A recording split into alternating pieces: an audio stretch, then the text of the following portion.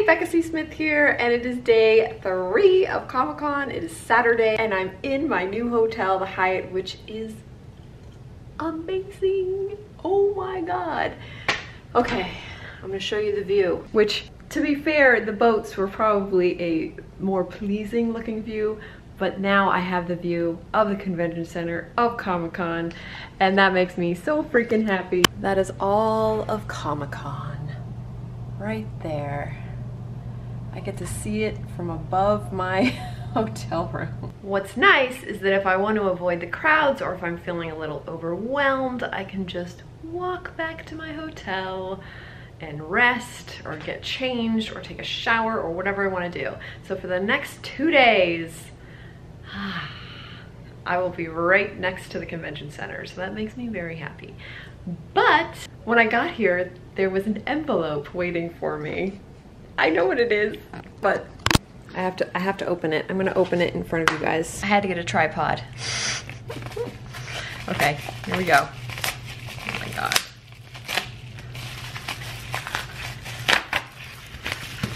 Reserved seating for the Supernatural panel, Hall H. I don't have to wait in line. Last year, like you saw with Doctor Who, I waited in line all morning, Sunday morning, to get into the Supernatural panel, and it was so worth it. Freaking Kansas played Wayward Sons live. It was mind-blowing. I really don't know how they're gonna top last year. I really don't know. But this time I'm gonna have front row seats. So I'm so excited, so excited. Thank you to my husband for getting me this amazing pass and all of his connections that made it happen. It's gonna make Sunday the most perfect ending to an amazing Comic-Con to see the Supernatural panel. All right, today is a play it by ear day. I am going to see what I feel like and go from there. So it's an adventure. See what Comic-Con has in store for me today. Okay, this is how one-track mind I am. I'm like, oh, cool, look at my view of Comic-Con. Isn't it amazing? Too bad I don't have any boats. That was really pretty in the other one. I didn't even see this. There's the bridge and the bay and the boats. Oh my god, total one-track mind.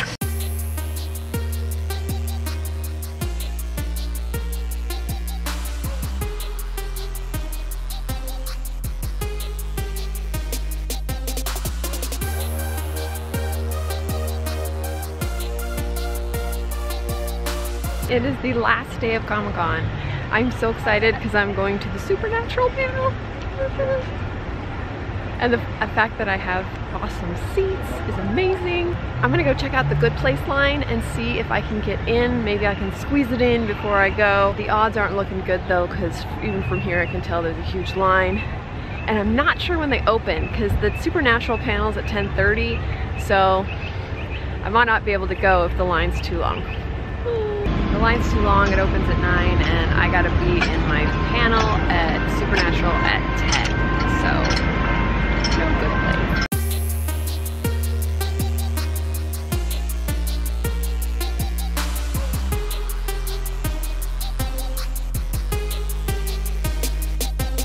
It has begun. The Supernatural Comic-Con panel is live! And that guy, right there. Yeah. Placard is to be believed. That's Rob Benedict, everybody. And this, thank you, and this is Gabriel himself, Mr. Richard Spade Jr. Yeah. Remember last year when Kansas was here? Oh, man. Yeah, I remember that was woof. And they sang the theme song to Supernatural. They sang the Carry hell on. theme song. Supernatural, yeah. Remember how we did that? We got them here. We? Well, I mean, you know, somebody did. I think it was probably Warner Brothers. That's Mr. Brothers to you. Oh, right. But they're not here right now. No, they had a thing. They had a thing, I understand. But we have our own thing. That's right, we do. I mean, if Kansas couldn't be here, Bob and Dick are. Yeah. So keeping with the theme, I give you us.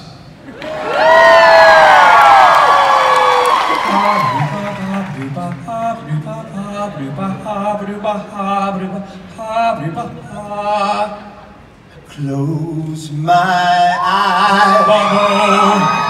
Only for a moment, but the moment's gone. Here it goes, down! All my dreams pass before my eyes in curiosity. I'm confused. Dust in the wind. Close your eyes. All we are is dust in the wind. Itty bitty little things floating around. Dust in the wind. I got allergy. All we are is dust in the wind. I chew. Suck it, Kansas! No, we're kidding. We're big fans of Kansas. We love everything that Kansas really does. sorry. The second thing was Topeka, great city. Very inappropriate. At any rate, let's get on with the panel. What do you say, Rich? Why the hell not?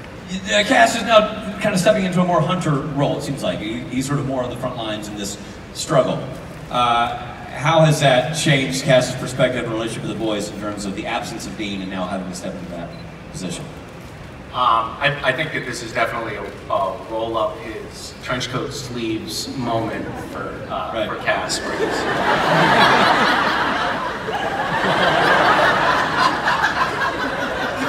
even Al is like, I don't think. Sorry, Beatrice. Sorry.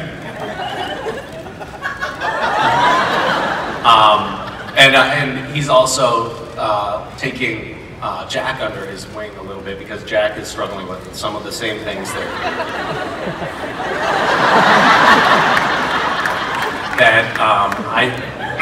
I don't know what you're talking about. I see no. That Cass has gone through in the past, and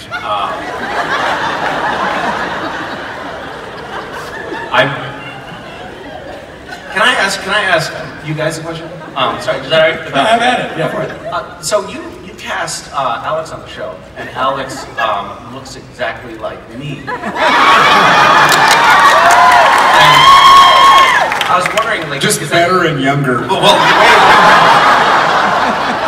no, it's actually like it feels like a whole generation now has lapsed on the show, and Alex to date won't submit to a paternity test. I keep trying to get a DNA sample from him. Keeps asking for the 23andMe, and I'm like, no, not today, sir. But are we at some point going to find out that like really Cass was the dad or something like that? Spoiler alert. I don't think they look anything alike. Okay, they look exactly alike. That is the nicest thing you've ever said to Alexander. Some sort of a checklist that you do before you go on camera. Maybe a little tidbit that I could help you speed, that I could keep that continuity in the Michael that I'm playing. And he said, yeah, let me show you. I do this. And he gets up, and he's got that long coat. He just does it.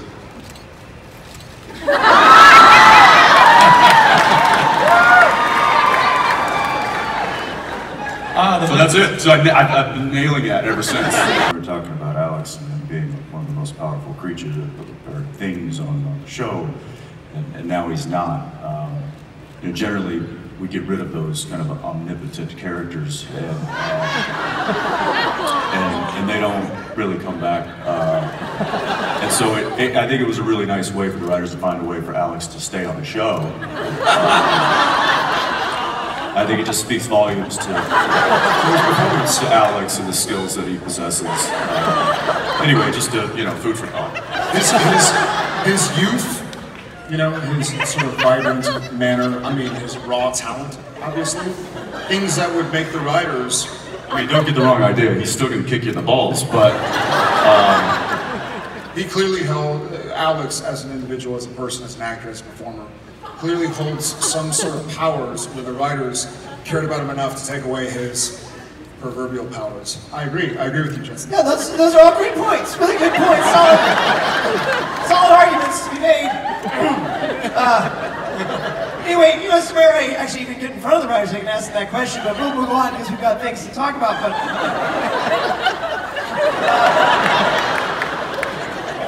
anyway, I'm your grandfather. So I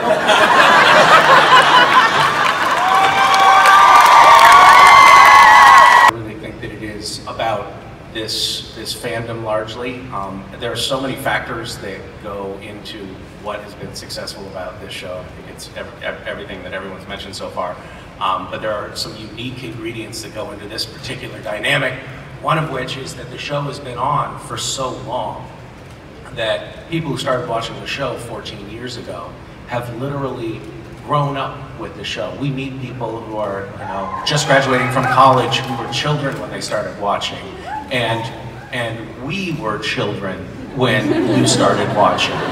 So we have all literally grown up with this show, and the bonds that you form over the course of 14 years within the cast and you guys with you know, the characters on the show begins to coalesce in an almost literal sense around the word family. You actually start to feel like one another are part of your family.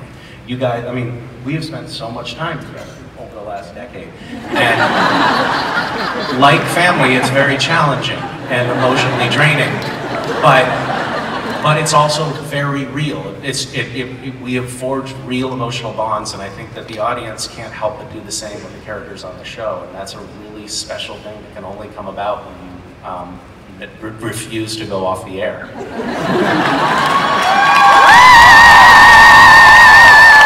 Comic-Con panel was amazing. So I'm on my way back from Comic-Con and I'm just getting out of the city. The one thing I do love about Comic-Con is it's just this wonderful place. I think it was Saturday where I was just walking down the street and watching all these people dressed in cosplay or wearing their favorite t-shirt or any of this stuff, and it just hit home that entertainment and books and TV shows and movies are so important to the human experience. Sometimes we just brush them off of like, ah, it's a TV show, ah, it's a movie. But when you look around and see the hours that people spent on their costumes and their props and everything, it's so much more than entertainment. It's so much more. It changed their life in some way. I know it has for me too, to the point where that's what I do. I write stories now, so it had a profound effect on me. TV, movies, books, all those things. And the other thing is that freaking nerds are so polite. The fact that we are shoved into this convention center, thousands and thousands of people, at some point you can barely move, that no one pushes, no one shoves, no one like punches like you would expect. Everyone is respectful, even if they're annoyed and irritated and grouchy, they are so respectful. And one thing that really stood out to me was the hotel that I was staying at. It was like about a mile or so from the convention center, so you can take basically a bus, like a shuttle bus. And it's a full, like, size of a Greyhound bus. It's a big bus. What I noticed was, as people left the bus, every single one of them said thank you to the bus driver for driving them. And you could tell the bus driver was taken aback, like he wasn't used to people thanking him for driving the bus from here to there. But it was just this natural thing, and it wasn't just the one time that I was on the bus. It was every time, and I probably rode that thing, you know, maybe eight, 9 times, but every time people were like, thank you, thank you. And at first you could tell the bus driver was like, oh, you're welcome, have a good day. Like, he's just not used to being thanked. And it just struck me, and I was just like, that's right, nerds are nice people. So it's just a nice reminder, and that's why I love coming every year. These are my people. My people. I hope you enjoyed my Comic-Con vlogs, and thank you so much for joining, and I will see you in the next video. Bye!